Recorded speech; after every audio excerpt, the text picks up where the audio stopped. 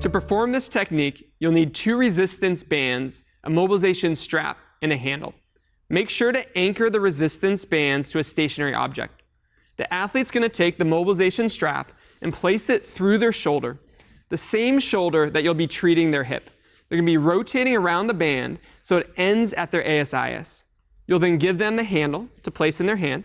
I'm going to take a step back, and the athlete's going to line up in whatever position or stance you want them in, whether it's semi-open, open, neutral, or closed. I'm going to have Aaron in an open stance position. The athlete's then going to extend their elbows, extend their shoulders, or flex their shoulders forward. They're going to load into their right hip, and they're going to power out into that position.